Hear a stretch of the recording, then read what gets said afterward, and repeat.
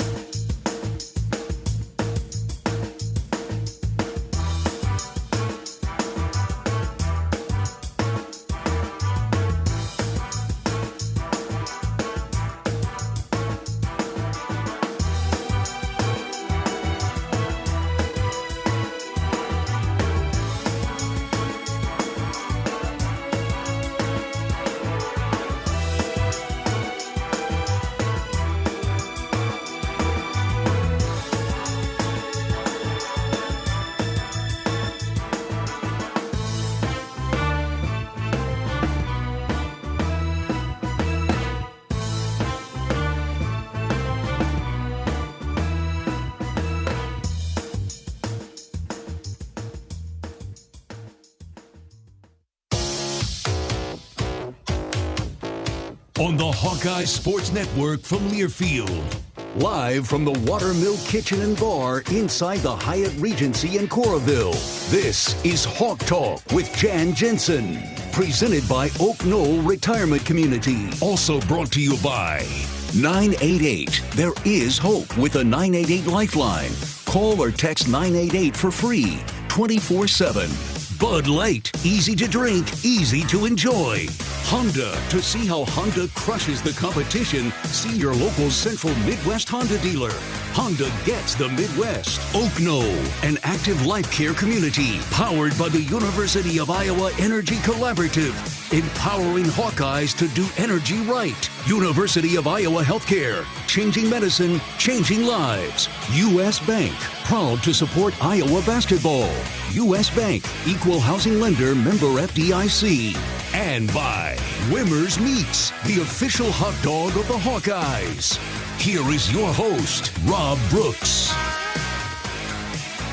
And welcome to Hawk Talk with head coach Jensen as the Iowa Hawkeyes wrapped up the non-conference portion of the schedule, and it'll be all about the Big Ten going forward. And we'll certainly talk about basketball here tonight, the next hour. But the Hawkeye women's basketball family lost a member over the weekend, Jamie Cavey Lang, who played for the Hawkeyes from 2001 until 2005, scored over 1,200 points and over 500 rebounds, was a three-time academic All-Big Ten selection, academic All-Big Ten selection, two-time All-Big Ten selection. My radio partner for 7 years, and just really difficult news over the weekend. And you think about all the time that you spend together on the road, as you well know, traveling with you guys, and you become friends, and you spend a lot of time together. As I know Jamie loved you guys and loved the team, and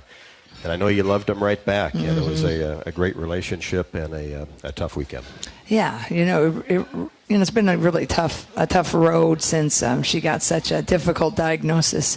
And the thing about Jamie, man, did she battle. She battled. Those of our fans who have been here that watched her play, she battled really amazingly. And, the last while we knew it was going south, but her husband, Mike, he did just an amazing job, really, till till the end, right? And so she entered the hospice house the last couple of days. But she, she was,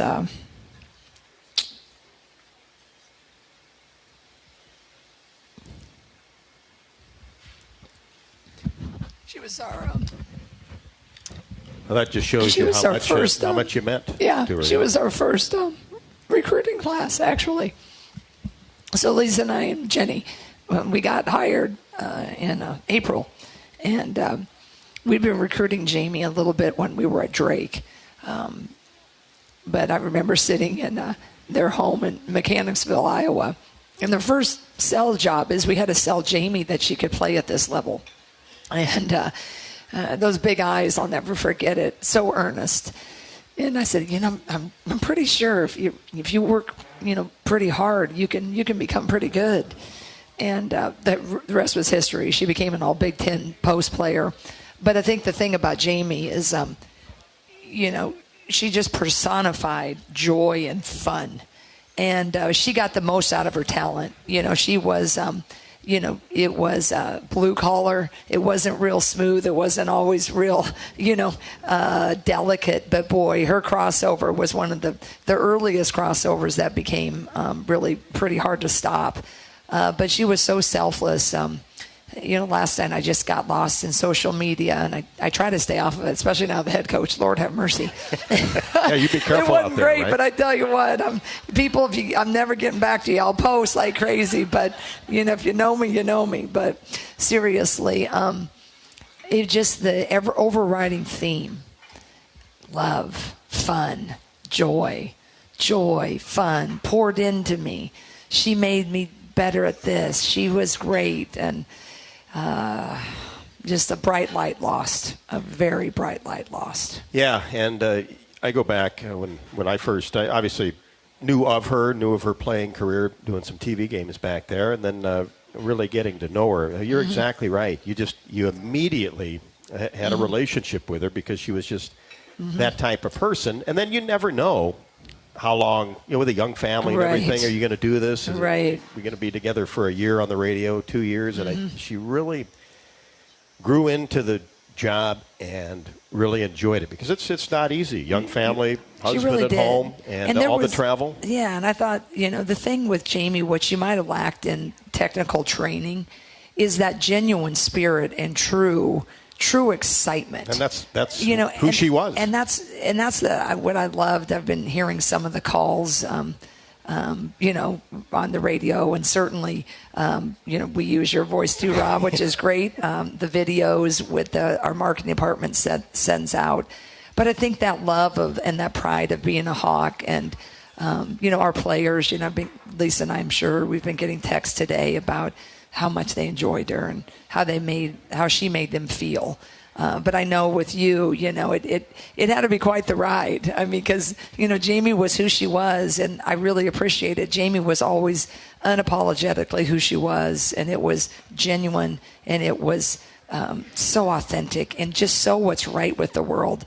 I think Lisa and I were on a group text last night, and Lisa said it so well. She said, the hardest part is this young woman had so much joy and love to give, and that's so what Lisa and I share, what the world needs so much of right now, is that joy and that love, and not divisiveness, and not getting caught in all sometimes the minutia of who's right and who's wrong. Jamie could just step into any room, and it was just like she was your person. And I just said, I have such a strong faith, and God just must have needed that bright light somewhere, because I know that whatever she has to give, he's got to be using it for something. And when we all get back together again, I think it'll probably make sense then, but it sure doesn't now. Especially, she leaves behind an incredible husband, Mike, and her 3 kids, Benny and Sydney, and it was Sydney's 4th birthday yesterday, and Pam Cavey. If you know Pam Cavey, you know love, and just the most authentic a mom to all. So we're sending lots of love and prayers and support out to them, because they don't come any better than the Cavey family, and Mike Lang either. Yeah, there's no doubt about it. Great to have been able to meet them, and she would make a 4-5 hour car ride feel like about a half hour, 45 minutes. Huh? I know. I envy you. I wish I could have had I didn't have to say much. Absolutely not. She could carry the conversation and answer it, and every now and then throw it back to you. Yeah, there's no question about that. But you go back to helping people. She helped my oldest son with his resume. Would always contact him, and he had a relationship with her because they had talked quite a bit, and it just goes back to, she was always willing to help out whoever needed something. Yeah. It was genuine. Yeah, it really is. Abby Stamp on our staff, she was one of her best friends. So it's been a really tough go for Abby, and Abby has obviously done an incredibly beyond admirable job of compartmentalizing. But it's just fun, the stories that, Abby's been able to share, and you relive some of them, that you remember, but a lot of their stories, we weren't privy to, right, as coaches. But that's probably okay, too. Yeah, absolutely. But I think that's the thing. I texted one of our players, Becca Gallery, Robert Gallery, he, obviously the football sensation. I said, you get it when you're a coach, you get a little older. I said, but now when these young women are getting older and they have their lives, there's always usually around their mid-30s, there's another connection point. Because now everything that they went through as a player, they understand what the point was. And what I wrote her last night, I said that there's a point of clarity in which we all, as players, you understand that the most important thing that we thought we were battling for as a player back then, it really had nothing to do with wins. And it has everything to do with what these women are now experiencing in their adult lives and the relationships they have with their significant others, their children. And then when you hit these hard times in life and they rally for each other and they look back on their time as being a teammate, I think there's nothing, more really important that a coach does. I think that you foster all those relationships. And that's really, it's always a beautiful thing when we get together. And we're going to get together and, happy times on February 4th, 3rd, 4th, 5th with the Maryland game. But it's hard now with everybody that's, texting on the text loops. But eventually, the smiles will come back and the memories will be love, laughter, and all the love. But right now, it's really hard to focus on the void. You can't help but focus on the void. The thing that always stands out to me, Jan, and you have seen this your entire career, and you along with Lisa talk culture and family. And when you see, Jamie and her ex-teammates get together and the friendship that she has with Abby, I mean, that really says something, too, because they still talk all the time. Letterman's Day comes about, and they're all out on the court talking, catching up, and staying in touch. And that's an important thing, too, because it's always once a Hawkeye, always a Hawkeye. But that is a close-knit family, no matter what years that you played. Exactly. And now you all recall Jenny Little-Sparanchak, who's now the head coach at Oklahoma. I called Jenny a couple days ago, and you go, those bonds, right? Jenny has a big game. She's ranked in the top 10, but everything is like, what can we do? How can we help? What do we need to do? And I talked to Pam Cavia today, and she said that Jenny Lillis had called, and Becca McCann, they're right there with her in that age group, So those bonds stay, regardless of who has what job and is, who's in, at the heat of the moment. Those relationships are really, really key. And Tiffany Reedy, who also helps out with the radio, she's best friends with that group. Tiffany Reedy, you guys might remember Tiffany Reedy, Krista Vandeventer, Abby, and Jamie, and Jenna Armstrong. They were kind of the same era, along with Becca and Jenny Lillis. And there's a few others I'm probably forgetting.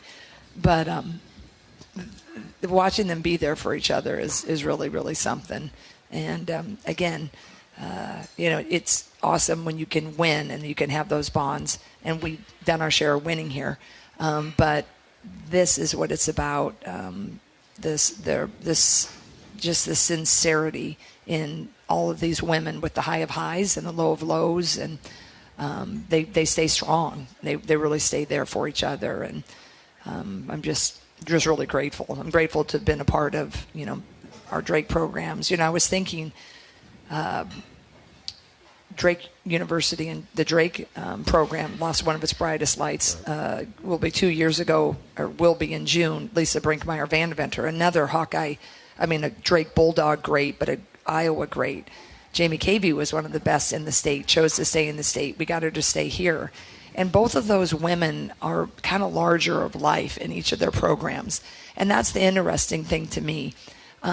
There's a few people in programs that every era claims. Julie, my spouse, she was just talking about, okay, did did Jamie know so-and-so? Did they play together? I'm like, no, but they acted like they played together because Jamie made you feel like you played with her. And it's just, both Jamie and Lisa leave behind, kids and families, and we're these amazingly strong women. So it's just, it's just kind of a tough blow for both programs. But there's a lot of other great women that I know will keep their legacies alive. And I know, we'll do all we can, especially with this alumni game coming up, pretty closely.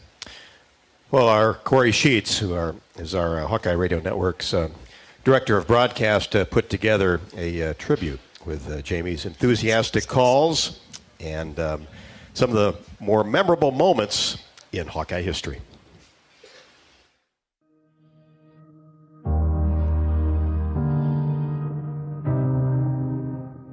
Jamie K.V.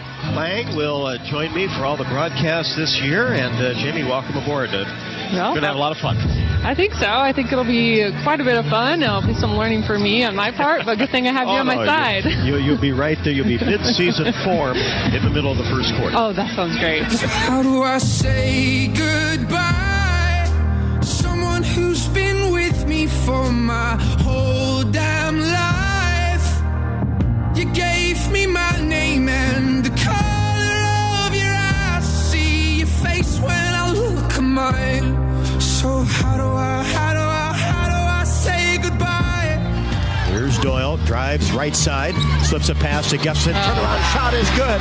A beauty of a play called by Coach Glitter. It was a beautiful, beautiful play. Nice pass, nice finish, every single piece of it. Mark with the basketball. Angles left side.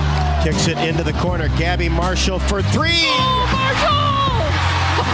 Oh, she's amazing. Clark comes off the screen. She's got a look. Fires it. Got it! Count it! Caitlin Clark. Oh my God! For three. Oh my God! It's amazing.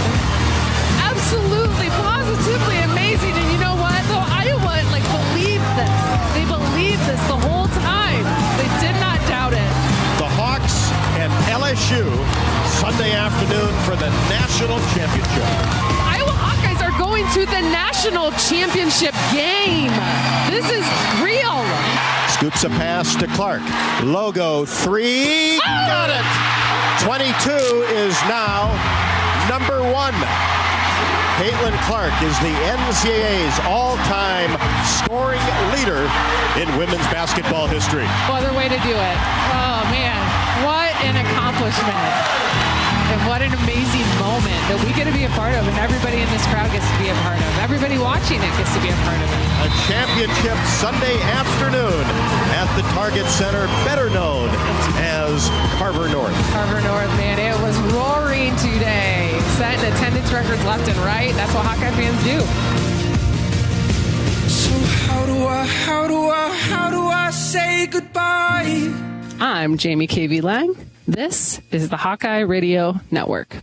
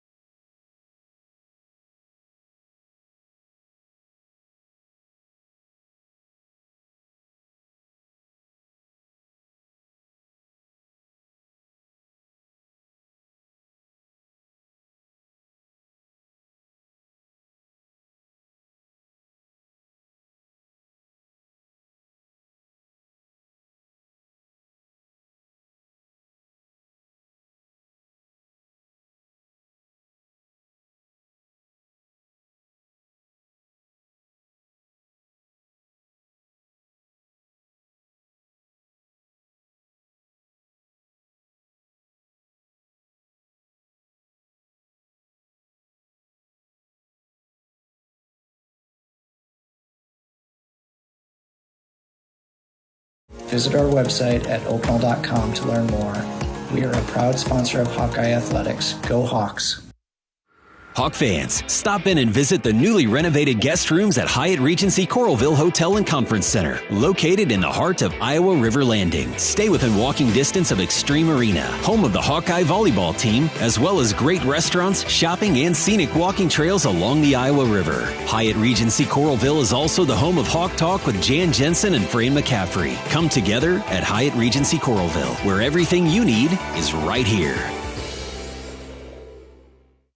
People are having a hard time containing their excitement about the new Holiday Scratch and Instaplay tickets from the Iowa Lottery. Holiday tickets? I love these! Especially when they find out you can win part of over $1 million in second chance cash prizes when you enter any holiday ticket in the Iowa Lottery's VIP Club. $1 million? Woohoo! Yes, woohoo indeed. Cash prizes are coming to town from the Iowa Lottery. Woohoo! See rules at ialottery.com/VIP.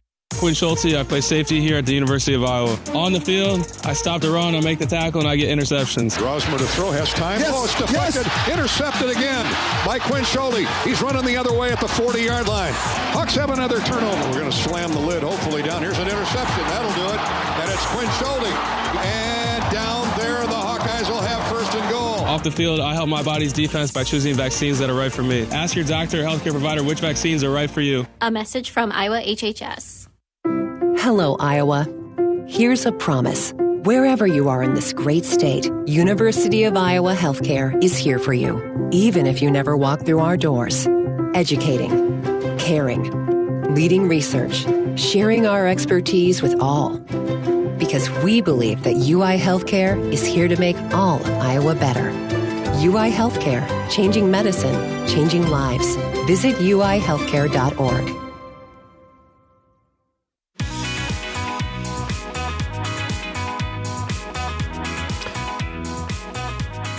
Welcome back to the Watermill Kitchen and Bar inside the Hyatt Regency here for our holiday version of Hawk Talk.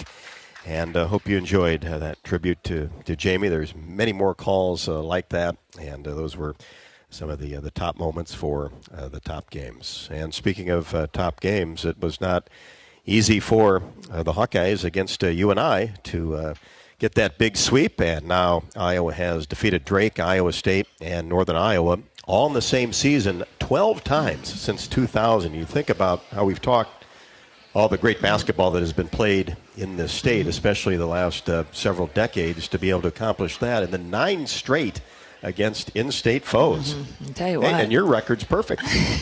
Maybe I should retire now. Yeah, I tell you, that was a big accomplishment. I told the team, when we were getting ready to play UNI, I said, hey, it's probably not going to be easier. We can talk about it maybe should have been easier later, but just the fact when you play in-state rivals. But I said, for us to be state champs, when all this turnover happened, I don't think we would have found too many people that were going to bet on the fact that we'd be the state champs, especially when, the preseason rankings came out, with the top 25 and all the things. And so for this group, to have really been working their tails off since June, and then this non-conference slate, it's been one of the tougher ones that we've ever had, because a lot of the special tournaments or the games we played in Charlotte, New York, South Dakota, that was all asked before Caitlin had really decided. And we told them, like, hey, are you going to still want us if she goes, right? And, because you got to hold us if you just want her. They're like, no, we want your fan base. We want your program. And so then the, changeover happened. And then for us to go and really go 2 out of 3 or 3 out of 4 really at those marquee games, it was amazing. And I can't thank the fans enough for showing up at South Dakota, for, being here for us at the home slate. The fans were in Charlotte.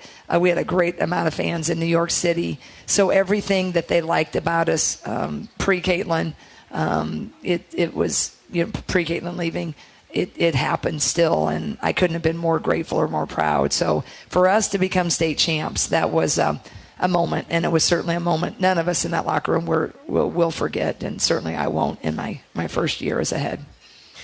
Got off to a great start.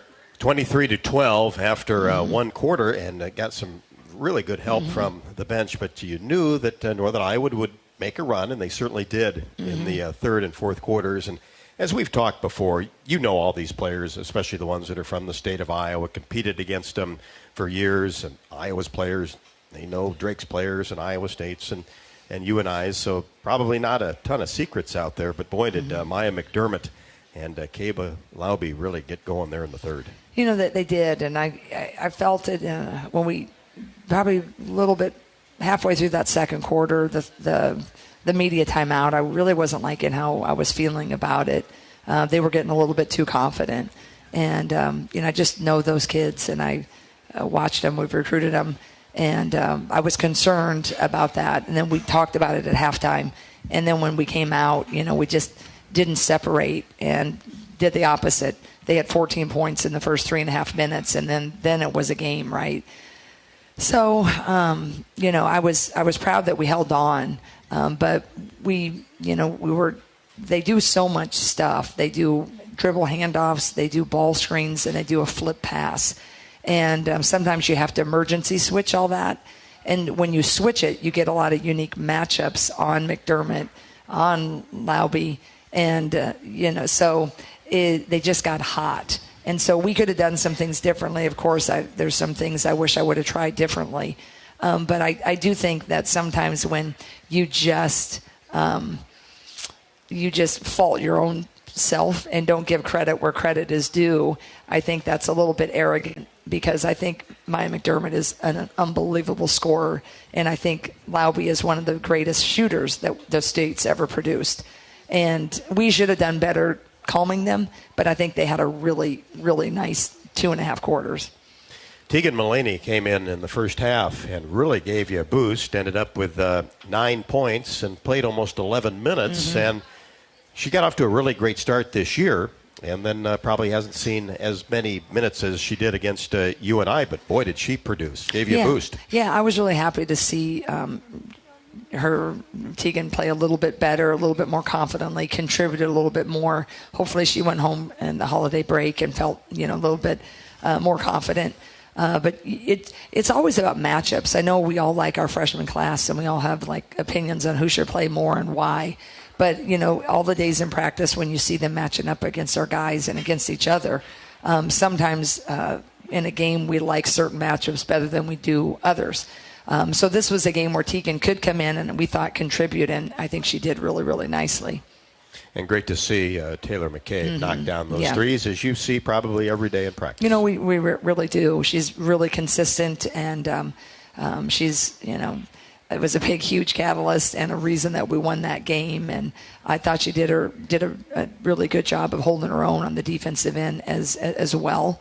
But it was nice to see her knock down the threes for sure. Hannah Stalkey, down the stretch, had that big move in the paint, just got it right over the front of the rim, and then made the defensive play at the other end. Both plays you really needed to have happen. Yeah, Hannah at the end, we just needed that one player to just make the statement that we're not losing.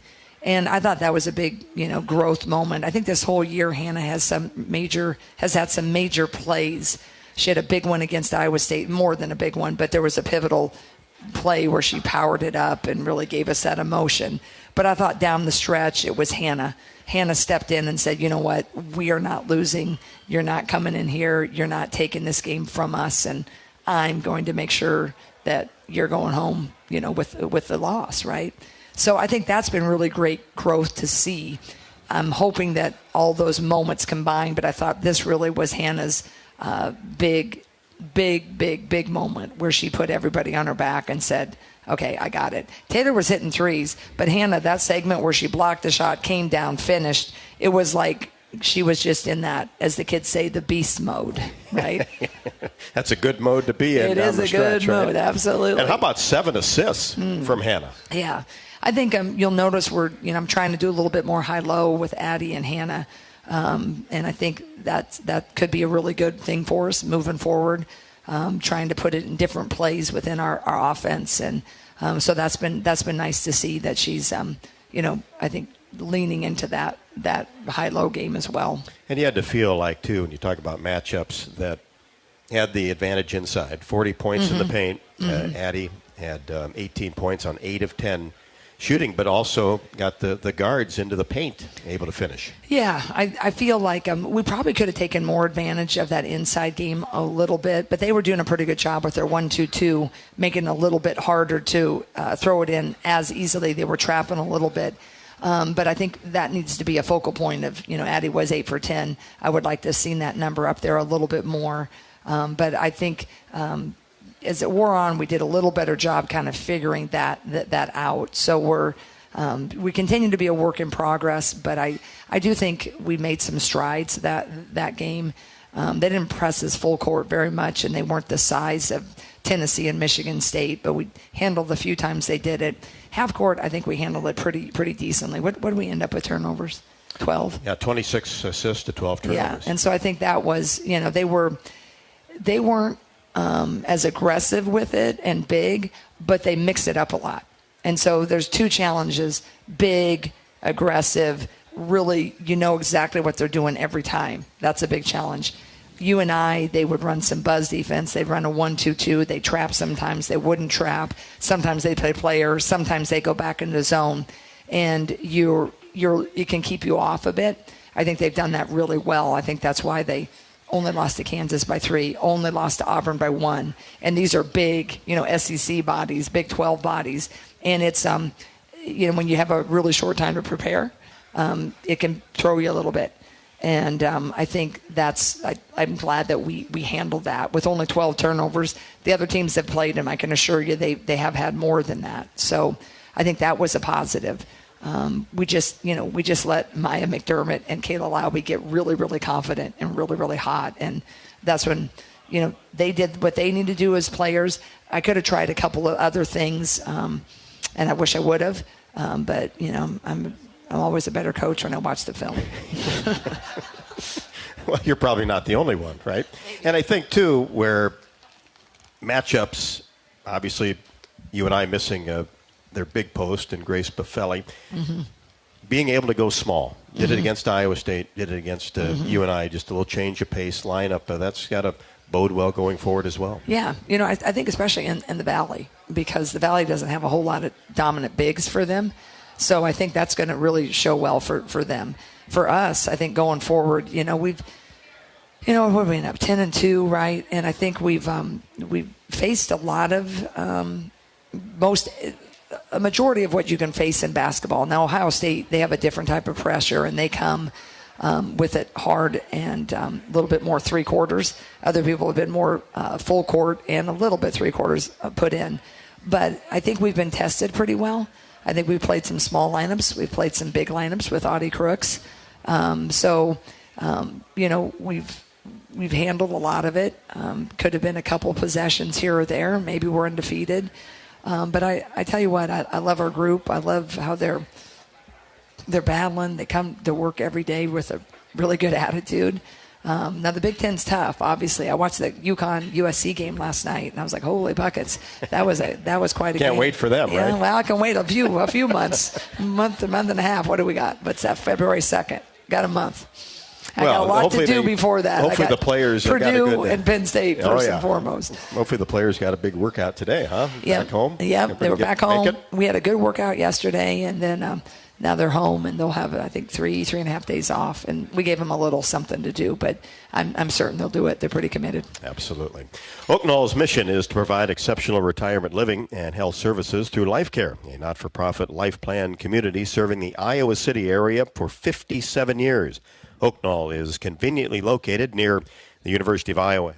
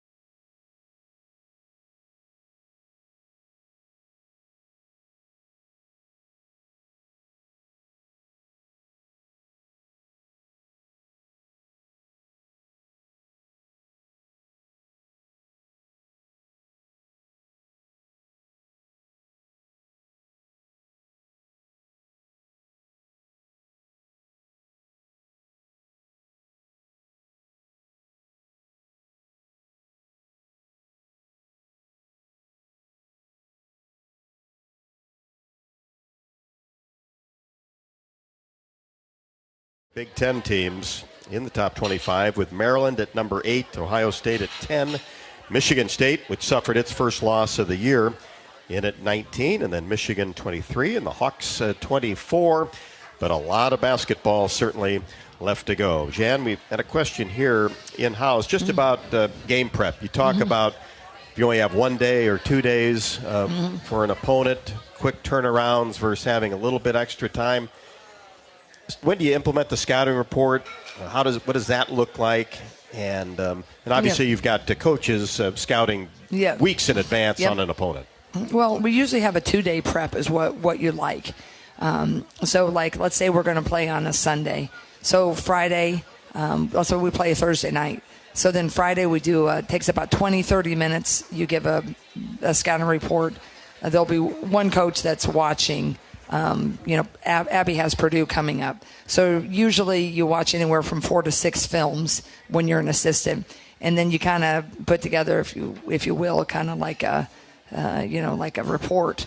And then you meet with the head coach, meet with me, and then we kind of devise. They kind of pitch your game plan, and then if you like it, you go with it. If you think, I think we should do this, that, or the other, so you get every I dotted, T crossed. You present that to the team on Friday, and then I work on different actions. So if they're a ball screening team or they're a trapping team or whatever they are, you kind of work on that with some drills. And then your gray squad, they become your men's practice squad. They become Purdue for 2 days. So you try to get on Fridays and Saturday or 2-day, you get the same men's practice squad there. And then they learn the most popular Purdue plays. And so it's harder to work on yourself when you get into the flow of the Big Ten season or in any season. So then we'll kind of do that. And then the next day, Friday is introductory, and then the Saturday before you play on Sunday, it's all their favorite plays is what we focus on. So it is a 2-day prep. You're always kind of constantly, I start with full court stuff, defense, rebounding, half court offense, and then full court. So you're working on some of the things that you think your strengths are, but you're definitely preparing a lot more than you're working on yourself. That's why the summer and the fall are so important to work on individual.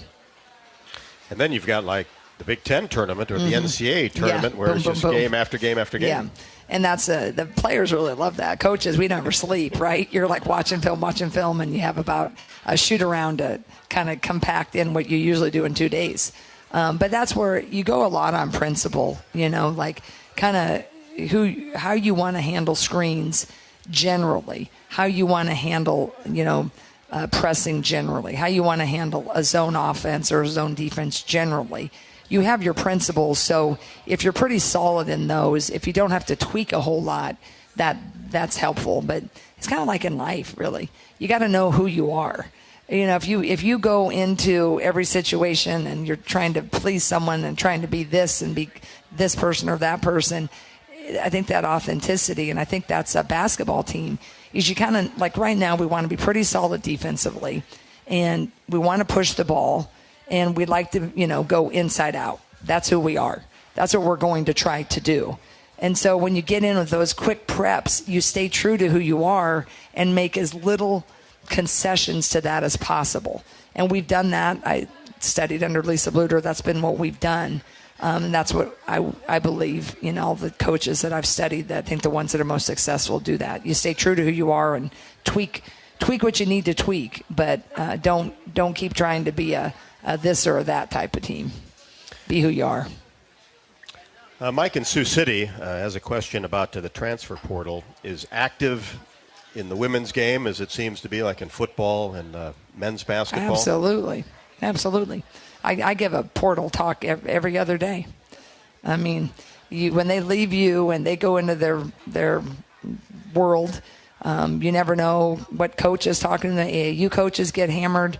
They look at minutes. You're not playing so-and-so enough. I know she'd like to go here. They got this amount of money. Yeah, absolutely. It's crazy. It's ridiculous.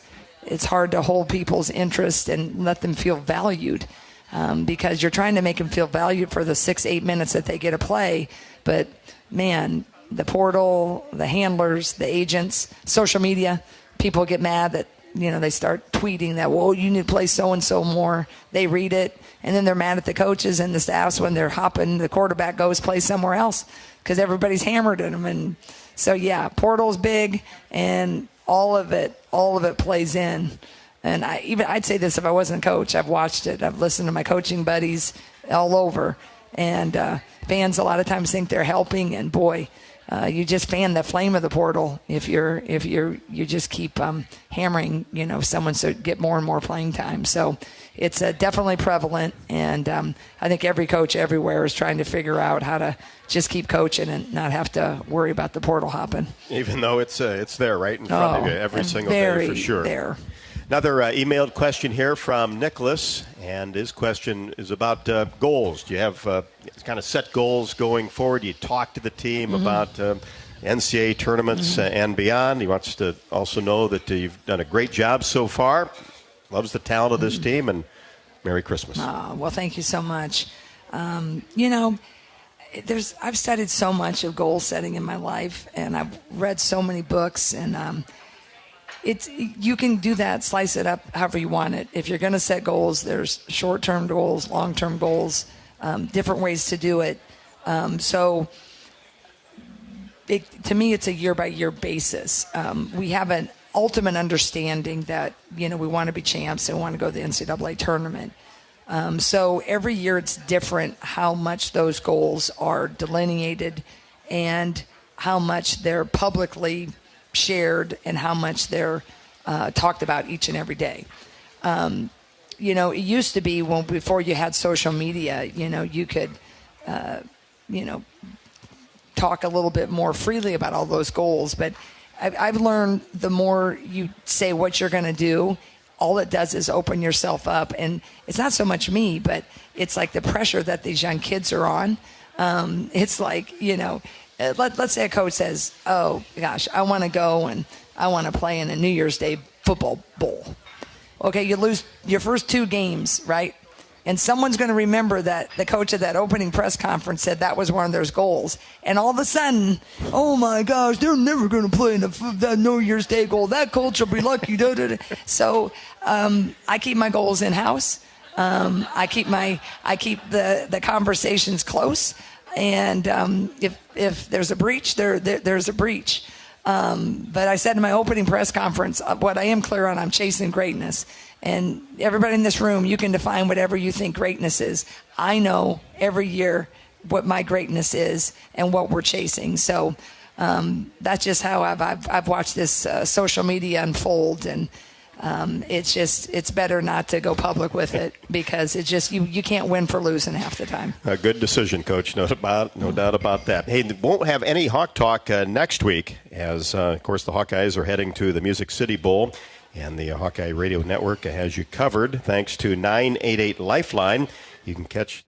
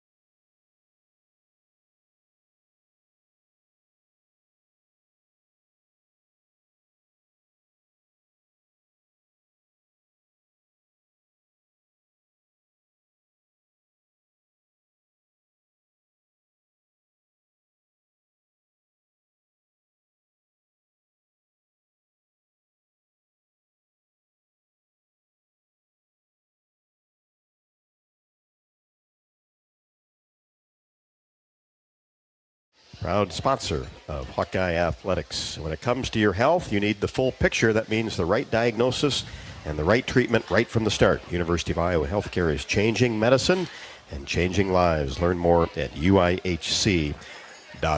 I'm going to take you back a day or two here. Okay. I came across this today. This day, December 23rd, 1986, and you'll remember this, Urbandale McDonald's tournament. Jan Jensen, number 2 Elkhorn Gibbleton, Lynn Lorenzen, number 1 Ventura. You only had 70 that day. I needed freaking 72. That's well, what I needed. You lost that one in overtime, 103-94. Oh, I needed more than that. Well, you got into overtime. Yeah.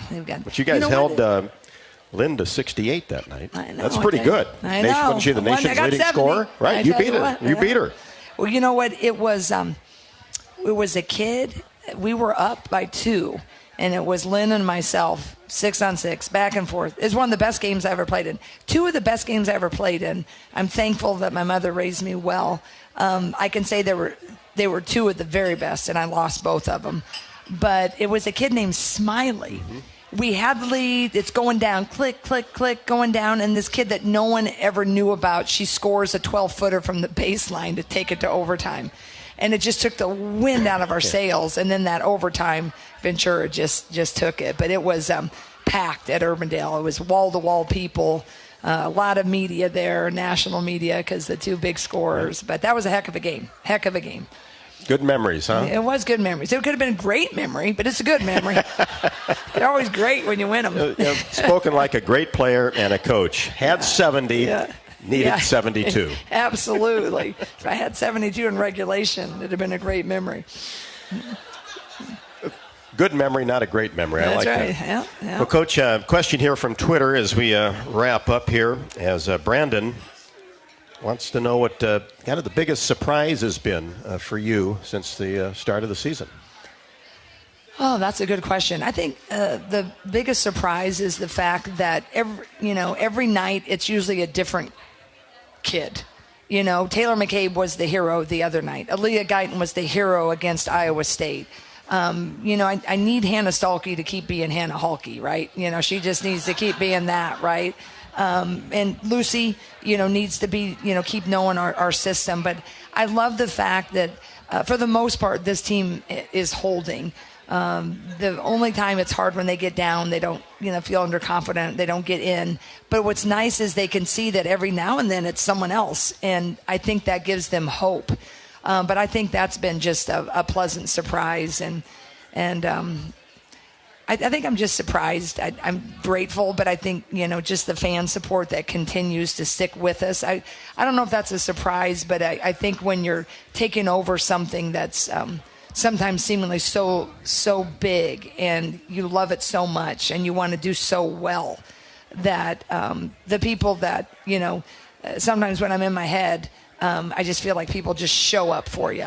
And I think that's been, I don't know if it's a surprise, but I think sometimes it's just been a pleasant blessing. And the Hawkeye fans are amazing. So I think that's been the two greatest things this season. Yeah, they're the best, so no far. doubt about it. Yeah. And we'll need them on Sunday against a Purdue team at 7-5, but played, like you and I, a very difficult non-conference schedule. They have. And, every game is hard. The Big Ten is one of the top conferences for a reason. So I'm glad we get that first one at home, and then we're going to play over the New Year's in Penn State. I have not watched Purdue yet. I am taking a little bit of a break. I'll do that on maybe Christmas afternoon, but definitely the 26th in the morning. I know what they do a lot. I've seen them on Big Ten Network, but I haven't really broke them down. But I respect them immensely. They have one of the all-time best Big Ten players. Katie Gerald's is their head coach. So I know they run a lot of ball screen offenses. They slap it back. They reject screens a lot. They play a 1-2-2. So we're going to have to shore up that. But right now I'm going to say hello to Santa in a couple days. Yep. And I just want to thank all the fans that came out and everybody listened. I love you guys. And Merry Christmas and God bless. Yep. Go Hawks. Echo that. Jan, thanks so much. And stay tuned for Hawk Talk with Fran McCaffrey this week. Evan Bruns and Coach Courtney Eldridge will be the special guests. This is Hawk Talk presented by Oaknall from Learfield.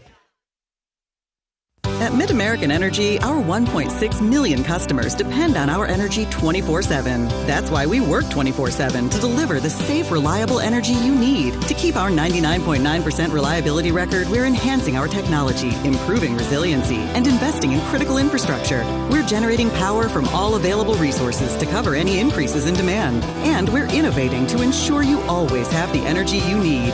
Mid-American Energy, obsessively, relentlessly at your service.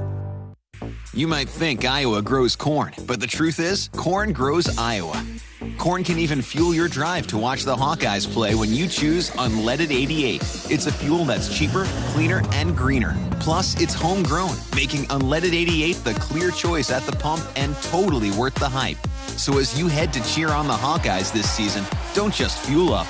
Pump it up with Unleaded 88. Find Unleaded 88 at a station near you. Go to iowacorn.org/88.